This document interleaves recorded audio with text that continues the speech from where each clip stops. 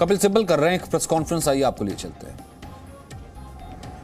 China has infiltrated into our territories there.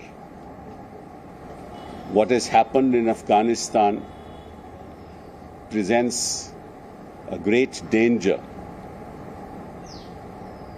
to security in Jammu and Kashmir. The Prime Minister's visit to the United Nations and the response that he got is something that you all know about. Millions of people are now steeped in poverty. Unemployment is high. The government has to sell valuable assets or prepare to sell valuable assets that belong to the people of India because they don't have resources. And in that state, for the Congress party to be in this state is what saddens me. We are the ones that need to fight unitedly together against a government that sits in Delhi today, which according to me has no legitimacy to function even for a single day. और इस स्थिति में क्या हो रहा है? हमारे लोग हमें छोड़ के जा रहे हैं। सुष्मिता जी चली गई, अभी हमारे एक्स चीफ मिनिस्टर गोवा के फिलेरो साहब वो छोड़ के चले गए और उनके साथ कई और लोग चले गए। जितिन प्रसाद जी को मंत्रालय मिल गया, सिंधिया जी पहले ही चले गए थे। हमारे लेट प्रेसिडेंट जो कांग्रेस पार्टी के एक बहुत बड़े नेता थे, उनके बेटे अभिजीत ने ज्वाइन कर लिया, छोड़ दिया कांग्रेस। ललितेश त्रिपाठी जी उत्तर प्रदेश से चले गए, हरियाणा में कुछ लोग चले गए। सुधीरन केरला में जो फॉर्मर हमारे पीसीसी प्रेसिडेंट भी थे, मेंबर ऑफ पार्लियामेंट भी रहे, लेजिस्लेटर भी रहे, वो चले गए। सुना है स्पीकर भी रहे। तो सवाल उठता यह है कि क्यों जा रहे हैं लोग। हम इतना तो जरूर कह सकते हैं कि उनकी निंदा भी कर सकते हैं कि क्यों पार्टी छोड़ के चले गए, लेकिन शायद हमें यह भी सोचना होगा, खुद से पूछना होगा, हो सकता है हमारी भी शायद कोई गलती रही हो। अब in our party, at the moment, there is no president. So we don't know who is taking these decisions. We know and yet we don't know. I am given to understand and I believe that one of my senior colleagues is perhaps written or is about to write to the Congress president to immediately convene a CWC, so that at least some things that we cannot say in public, at least within the CWC, a dialogue can take place as to why we are in this state. We are the ones who can fight the BJP. And let me tell you one thing and be assured about it. We are not one of those who will leave the ideology of the party and go anywhere else. In fact, it's ironic कि जो लोग इनके खासम खास थे वो तो इनको छोड़ के चले गए, और जो लोग ये समझते हैं इनके खासम खास नहीं हैं वो आज भी इनके साथ खड़े हैं। This is the irony of the Congress Party. तो इस स्थिति में मैं तो यही कहूंगा कि हिंदुस्तान के हर कांग्रेसमैन को अब ये सोचना चाहिए कि पार्टी कैसे आगे मजबूत की जाए, पार्टी आगे कैसे बढ़े। और मैं तो ये भी कहूंगा कि जो कांग्रेसमैन हमें छोड़ के चले गए वो वापस आए, क्यों कांग्रेस ही ऐसी आइडियोलॉजी है जो इस देश की जो बुनियाद है, जिसके आधार पे हमारी रिपब्लिक बनी थी, उसको बरकरार रख सकती है। It's the Congress party alone can save this republic, because the present government, the present dispensation is destroying the very foundations of our republic. So what do we need? We need an open dialogue. We need conversations. We need to understand each other's point of view. I don't want to talk about Punjab, but a border state where this is happening to the Congress party means what? It's an advantage to the ISI in Pakistan. We know the history of Punjab and the rise of extremism there. We know how forces across the border exploit the situation to create an atmosphere of uncertainty. It is these forces that are the biggest threat to our country. The Congress party should make sure that they remain united. If somebody has an issue, that issue has to be discussed. Consultations must take place from the senior-most members of the party. The organizational structure must be strengthened. That is to be done if the organization is in place, if there is a president, if there is an elected CWC, if there is a central election committee, if the structure is strengthened bottoms up. I want to end with the words of Mahatma Gandhi, and this is very important. This is what he said. He said, "I have repeatedly observed that no school of thought can claim a monopoly of right judgment. We are all liable to err and are often obliged to revise our judgments. In a vast country like this, there must be room for all schools of thought. And the least, therefore, that we owe to ourselves as to others is to try to understand the opponent's viewpoint. And if we cannot accept it, respect it as fully as we expect him to respect ours. It is one of the indispensable tests of healthy public life." That's what the Mahatma said. So listen to our point of view. If you don't accept it, fine, but at least listen. We respect your point of view, but have the space to respect ours. Allow us that dialogue. There are no monopolies. No monopoly should be created in the power structures of any country, nor in the power structures of any party. And I'll again quote Mahatma Gandhi when he said, "Democracy cannot be worked by 20 men sitting at the center. It has to be worked from below by the people of every village." Please remember the words of the Mahatma and do what is good for the party. Thank you. Sir, तो G23 की चर्चा साल भर से चल रही है, 1.5 साल, तकरीबन साल सवा साल से चल रही है। पहली बार आधिकारिक तौर पर उस ग्रुप की तरफ से एक प्रेस कॉन्फ्रेंस की गई है। ये समय क्यों चुना आप लोगों ने? क्या कल जो 2 युवा नेता की ज्वाइनिंग हुई है वो वजह है, या पंजाब में जो एक क्राइसिस हुआ है पॉलिटिकल वो वजह है? अभी क्यों, फिलहाल क्यों? नहीं, कोई ऐसी वजह नहीं है। वजह तो इतनी ही है कि हम समझते हैं कि कांग्रेस को हम कमजोर होते देख नहीं सकते। हम कितने समय से इंतजार कर रहे हैं, और फिर इंतजार करने की भी तो हद होती है। हम तो उन लोग में से हैं जो कांग्रेस के साथ खड़े रहेंगे, हमेशा खड़े रहेंगे। हमने कभी कांग्रेस के खिलाफ बयान नहीं दिया और आज भी नहीं दे रहे। आज भी हम यही बयान दे रहे हैं कि हम आपके साथ हैं। मजबूत कीजिए, बुनियादी तौर से मजबूत कीजिए, लोगों की बात सुनिए, ऑर्गेनाइजेशनल को स्ट्रेंथन कीजिए। हमने जो घटनाएं पंजाब में हो रही थी, हमने कुछ कहा? आज तक नहीं कहा। हमारे में से किसी ने नहीं कोई टिप्पणी नहीं दी। हमारी वजह से तो नहीं हो रही। सर आपने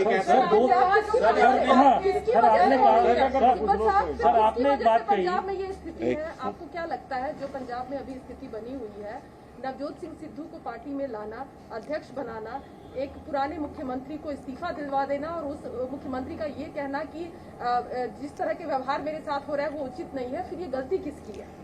सबसे पहले तो इस प्रश्न का जवाब नहीं दूंगा मैं, क्योंकि ये बातें और ये चर्चा या तो CWC में होनी चाहिए या कांग्रेस की एक ऐसी बैठक में होनी चाहिए जो पब्लिक प्लेटफॉर्म नहीं हो।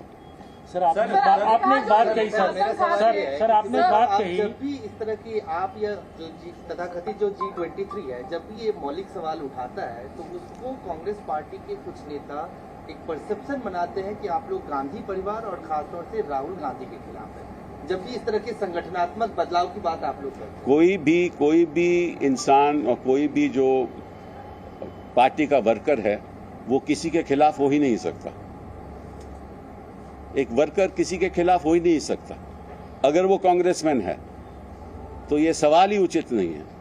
हम किसी के खिलाफ हो ही नहीं सकते, हम तो पार्टी के पक्ष में हैं, किसी व्यक्ति के खिलाफ नहीं। सर मेरा सीधा सवाल है, आपने एक बात कही कि हमें पता है कि हमें नहीं पता कि कौन फैसले ले रहा है और पता है कि कौन फैसले ले रहा है, क्या ये आपका ये इशारा राहुल गांधी की तरफ है? क्योंकि नहीं, कोई पंजाब को लेके जो भी बैठकें हुई नहीं, देखिए राहुल गांधी अगर कांग्रेस अध्यक्षा के घर पर नहीं हुई, नंबर 1, और नंबर 2 सर, क्या इस दौरान में जब तक आपने चिट्ठी लिखी है CWC की बात में लास्ट में ये कहा गया था एक जल्द समय आएगा, अभी पेंडेमिक चल रहा है, तो उसके बाद में जैसे ही समय आएगा उसमें कोई आप लोगों के को कम्युनिकेशन हुआ है क्या अभी तक या नहीं? देखिए, जहां तक सवाल है ये तो साफ जाहिर है कि कांग्रेस का कोई अभी इलेक्टेड प्रेसिडेंट नहीं है, लेकिन फिर भी निर्णय तो कोई ले ही रहे हैं ना। तो ये आप भी जानते हो, मैं भी जानता हूं, तो उसके बारे में आगे बात करने का कोई औचित नहीं है। तो सर क्या जो निर्णय लिए जा रहे हैं वो निर्णय गलत लिए जा रहे हैं क्या? इसके बारे में मैं बिल्कुल नहीं कुछ कहूंगा, गलत हो सही हो ये चर्चा वर्किंग कमेटी में होनी चाहिए या कहीं और होनी चाहिए। आप कह रहे हैं कि आप लेकिन सिद्धू को बनाना क्या आपको लगता है गलत फैसला था जिस तरीके फिर वही बात, मैं इसमें कोई टिप्पणी नहीं करूंगा क्योंकि मुझे मालूम नहीं कि किस आधार पर फैसला लिया गया, वो तो जिन्होंने लिया वो बताएंगे। सर CWC कम्युनिकेशन हुआ क्या सर? नई CWC की नई तारीख को लेके कोई कम्युनिकेशन हुआ क्या? क्योंकि हमें नहीं मालूम। सर आप कह रहे हैं कि आप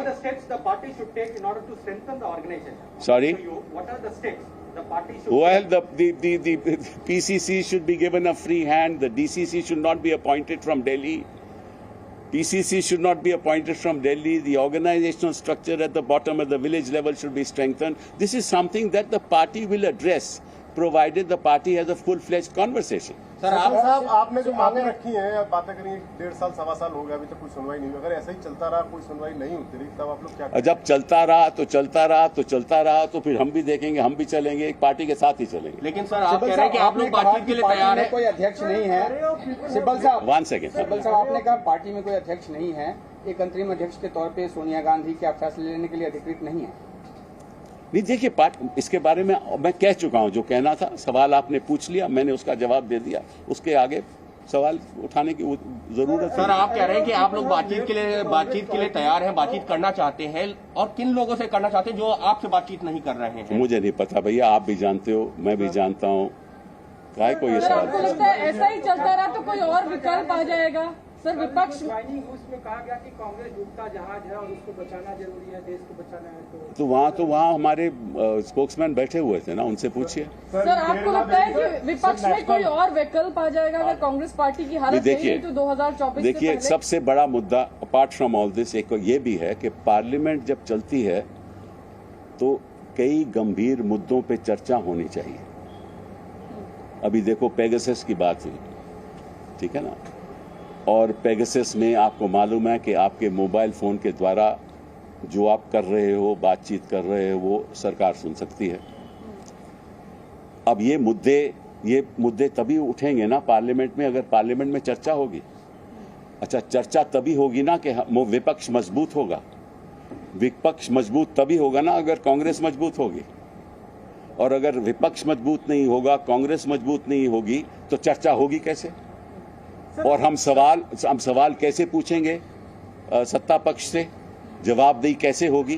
तो इसका नुकसान केवल हमारे देश को नहीं हो रहा। कांग्रेस का नुकसान होना मतलब देश का नुकसान होना, देश के भविष्य का नुकसान होना।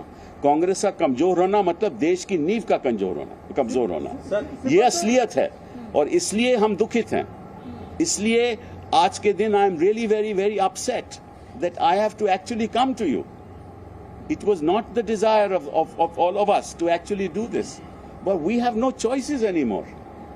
Sir, Abhishek Banerjee has said that we both have the same goal of defeating BJP, but Congress doesn't have in its belly the fire in its belly to fight BJP. Do you agree? ऐसा है कि why should I make a statement of a leader of another political party quit the Congress party? Let the leadership of the Congress party make that statement.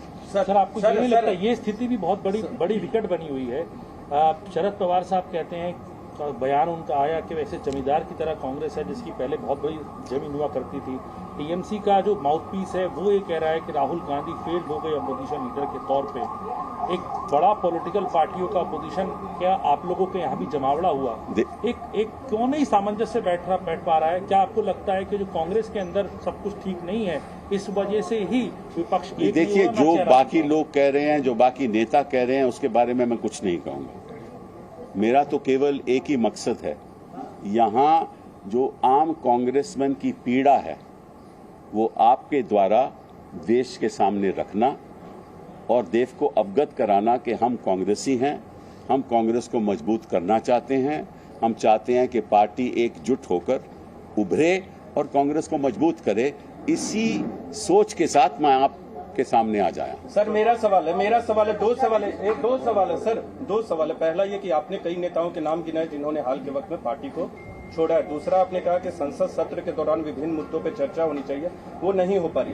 तो जिन नेताओं ने पत्र लिखा था साल भर पहले, तो क्या कम्युनिकेशन गैप है लीडरशिप की तरफ से? आप लोग से कुछ सुझाव नहीं मांगा जाता? दूसरा सवाल यह है कि सर पंजाब की सियासत को आप भी देख रहे हैं, आप पार्टी लीडरशिप को क्या सुझाव देंगे? आप सार्वजनिक मैं कोई किसी को सुझाव नहीं देना, मेरी ऐसी कोई हैसियत ही नहीं है मैं किसी को सुझाव दूं। मैं तो इतना कहूंगा, अगर मुझसे पूछा जाएगा तो मैं जरूर अपनी बात सामने रखूंगा। सर पहले कम्युनिकेशन गैप वाला नहीं, वो तो मैंने पहले महात्मा गांधी को कोट कर दिया, और इससे ज्यादा आप क्या चाहते हैं? Sir, in Kerala also we are seeing a big turmoil. People like Umman Chandi, Ramesh Chennittala, everyone is unhappy, and VM Sudhiran has resigned from the AICC post also. So, I think Rahul Gandhi is in Kerala today. It is better that question be addressed. Are those leaders in touch with you? मेरा सवाल ये है कि आप लोग 1-1.5 साल से leadership के साथ संवाद करना चाहते हैं। पहले भी आप लोगों ने प्रयास किया, आप लोगों के ग्रुप का एक नाम रख दिया गया G23। एक बार फिर आप लोग प्रयास कर रहे हैं, क्या? देखिए, एक बात तो स्पष्ट है, हम जी हजूर 23 नहीं है। ये तो बात स्पष्ट है, ठीक है ना? हम अपनी बात रखेंगे और रखते जाएंगे, और जो अपनी मांगे हैं वो हम दोहराएंगे।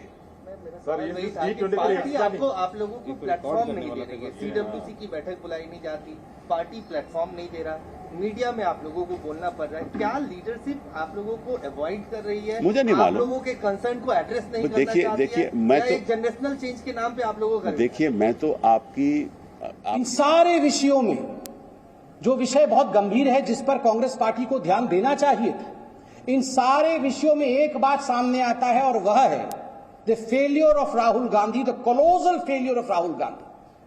कोई साधारण नहीं, असाधारण असफलता राहुल गांधी जी का यह पंजाब के पूरे इस प्रयास से सामने आता है। और कहीं न कहीं राहुल गांधी के इस असफलता को छिपाने के लिए कांग्रेस पार्टी ने जिस प्रकार से पत्रकारिता और पत्रकारों पर हमला करना आरंभ किया है, यह अपने आप में दुखद है, शोचनीय है और चिंताजनक है।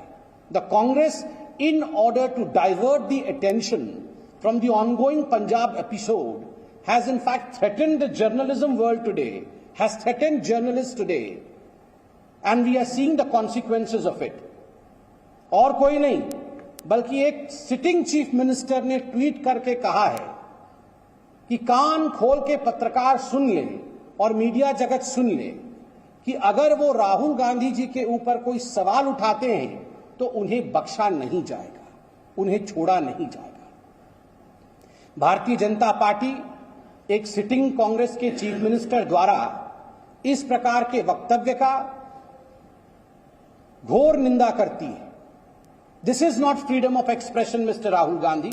राहुल गांधी, भूपेश बघेल जी आपके मुख्यमंत्री, ये फ्रीडम ऑफ एक्सप्रेशन नहीं है जहां आपके मुख्यमंत्री धमकाते हुए पत्रकारों को कहते हैं कान खोल के सुन लीजिए, हम आपको बख्शने वाले नहीं। This is not politics of love that you talk about mister Rahul Gandhi. Rahul Gandhi प्रधानमंत्री के ऊपर गले पड़ करके कह रहे थे कि ये पॉलिटिक्स ऑफ लव हम करते हैं, हम प्रेम की राजनीति करते हैं। किसी महिला पत्रकार के घर पर हमला बोल देना जब उनकी वृद्धा मां उनके घर में है, किसी पत्रकारिता के ऑफिस के ऊपर हमला बोल देना, क्या यह उचित है? किसी के ऑफिस पे हमला बोल देना, धमकाना, क्या यह उचित है? Rahul Gandhi, is this politics of love? और ये राहुल गांधी जी और कांग्रेस पार्टी तो हर बार कहते हैं हम टॉलरेंस के प्रतिमूर्ति हैं, हम सहिष्णुता के प्रतिमूर्ति हैं। Is this tolerance? आप गाली गलौज की बात करते हैं राहुल गांधी। अगर सर्वाधिक गाली गलौज किसी ने हिंदुस्तान की राजनीति में किया है तो वो कांग्रेस पार्टी ने नरेंद्र मोदी जी के खिलाफ किया। ऐसा कौन सा गाली है, ऐसे कौन से शब्द हैं जो प्रधानमंत्री नरेंद्र मोदी जी के खिलाफ कांग्रेस पार्टी ने इस्तेमाल नहीं किया है? राहुल जी, आपने खुद प्रधानमंत्री नरेंद्र मोदी जी को कहा था कि थोड़े दिनों बाद उनको डंडे से मारा जाएगा, रास्ते में उन्हें लोग डंडे से मारेंगे। सौम्यता और भद्रता देखिए प्रधानमंत्री नरेंद्र मोदी जी का, कि उन्होंने पार्लियामेंट में खड़े होकर कहा कोई बात नहीं, आप मुझे डंडे से मारना चाहते हैं, मैं 50 और सूर्य प्रणाम कर लूंगा ताकि मेरा पीठ मजबूत हो जाएगा। ये सौम्यता होती है, ये भद्रता होती है राजनीति की, लोकतंत्र की। This is the way you save loktantra, this is the way you fight for democracy. आप बार बार पत्रकारों को धमका करके, और मैं केवल राहुल गांधी जी की और उनकी पार्टी के नहीं कह रहा, ये एक फैशन बन गया है। विगत कुछ दिनों में कई ऐसी संगठन और संस्थाएं हैं जो बार बार मीडिया के लिए कह रही हैं कि अगली बारी जो है हम मीडिया के ऊपर हमला करने वाले हैं। आप सब यहां खड़े हैं, भारतीय जनता पार्टी की ओर से हम मीडिया को सलाम करते हैं कि आप चतुर्थ स्तंभ हैं, और चौथे स्तंभ पर जब भी हमला होता है ये हमारा कर्तव्य है कि हम मीडिया के साथ खड़े हों। कांग्रेस पार्टी आज फ्रस्ट्रेशन के मारे, क्योंकि जनता उनको हर राज्य में रिजेक्ट कर रही है, केवल जनता नहीं, उनके खुद के नेता, आप पंजाब में देखिए, खुद के नेता आपस में लड़ रहे हैं और रिजेक्ट कर रहे हैं। G23 से लेकर आज पंजाब के जो आला नेता हैं, उनके खुद के पूर्व मुख्यमंत्री कैप्टन साहब, वो खुद राहुल गांधी जी को कैप्टन मानने से नकार रहे हैं। ऐसे में because of the frustration looming large over the Congress party is venting its anger upon the journalists. ये सारे की सारी खींच जो जर्नलिस्ट्स के ऊपर, पत्रकारों के ऊपर निकाला जा रहा है, ये चिंताजनक है। मैं आज इस मंच से एनडीए से भी यह निवेदन करना चाहूंगा और एडिटर्स गिल्ड से भी यह निवेदन करना चाहूंगा कि आप लोग भी एक सकारात्मक भूमि में हैं। एक महिला पत्रकार के ऊपर हमला करना, उनको धमकी। Presenting B News app available on Google Play and App Store. Download it now.